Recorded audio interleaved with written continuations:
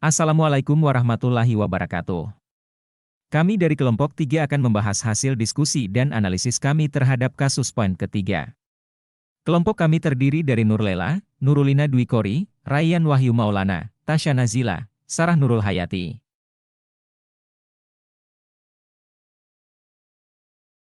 Selanjutnya kita akan memasuki pemaparan pada kasus ketiga. Made adalah seorang guru yang mengajar di salah satu sekolah negeri wilayah Bali. Ia mengampu mata pelajaran bahasa Indonesia. Ia hendak mengajarkan materi teks deskripsi pada peserta didiknya. Pada buku cetak yang menjadi panduannya saat mengajar, terdapat beberapa contoh teks deskripsi menceritakan tentang bangunan-bangunan pencakar langit yang ada di ibu kota. Dengan memperhatikan latar belakang setiap peserta didiknya, Made pun mencoba untuk memberikan contoh berbeda. Ia memberikan contoh teks deskripsi tentang pantai dan makanan khas di Bali. Pada kasus ini terdapat 2 poin pertanyaan. Pertama, menurut Anda, apakah pertimbangan dan keputusan Made sudah sesuai? Mengapa demikian? Kedua, prinsip apa yang Made gunakan dalam kasus tersebut? Elaborasi jawaban Anda dengan menyertakan teori yang berkaitan. Penyelesaian terkait pertimbangan dan keputusan Pak Made. Dalam kasus tersebut, pertimbangan dan keputusan Pak Made sudah sangat sesuai.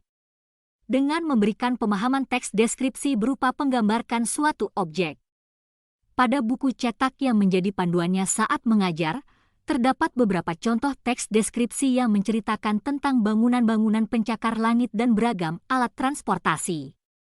Tentu saja, contoh-contoh tersebut sebagian besar hanya dapat ditemukan di ibu kota. Pak Made menyadari bahwa latar belakang pengalaman belajar serta hasil pengamatan terhadap lingkungan di sekitar merupakan bekal yang mumpuni bagi setiap muridnya dalam memahami dan membuat teks deskripsi yang kaya akan informasi. Setelah mempertimbangkan dan memperhatikan latar belakang setiap muridnya tersebut, Pak Made pun mencoba untuk memberikan contoh berbeda sesuai dengan konteks tempat murid-muridnya belajar. Pak Made memberikan contoh objek yang sangat dekat dengan peserta didik, sehingga memudahkan peserta didik membayangkan apa yang Pak Made sampaikan sehingga Pak Made dalam hal ini memberikan pembelajaran yang lebih bermakna dengan mengintegrasikan budaya yang menjadi latar belakang tempat peserta didik berada.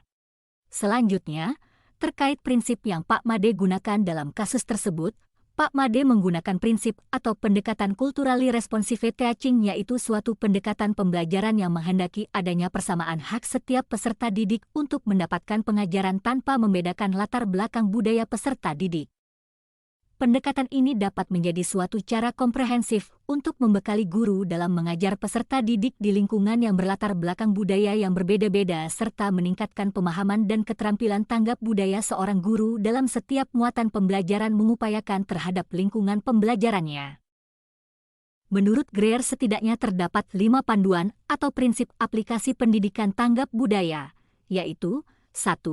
Pentingnya budaya, 2. Pengetahuan terbentuk sebagai bagian dari konstruksi sosial, 3. Inklusivitas budaya, 4.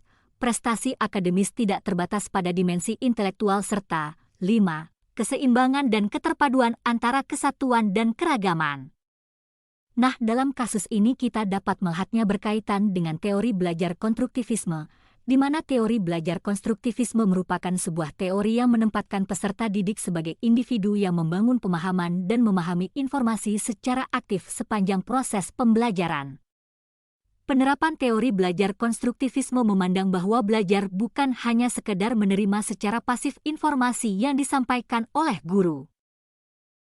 Dengan kata lain, teori belajar konstruktivisme memaknai pembelajaran sebagai proses pengonstruksian pengetahuan yang bersifat aktif dan personal. Berdasarkan hal tersebut, maka pembelajaran menurut konstruktivisme mendorong peserta didik dalam menggunakan pengalaman dan pengetahuannya untuk memecahkan masalah yang dihadapinya. Selanjutnya, peserta didik juga dapat membangun pengetahuannya sendiri sebagai hasil dari pemahamannya terhadap masalah yang sedang dihadapinya. Terima kasih atas kesempatan yang telah diberikan pada kelompok kami untuk memaparkan hasil diskusi dan analisis, semoga dapat dipahami dengan mudah. Kami akhiri, Assalamualaikum warahmatullahi wabarakatuh.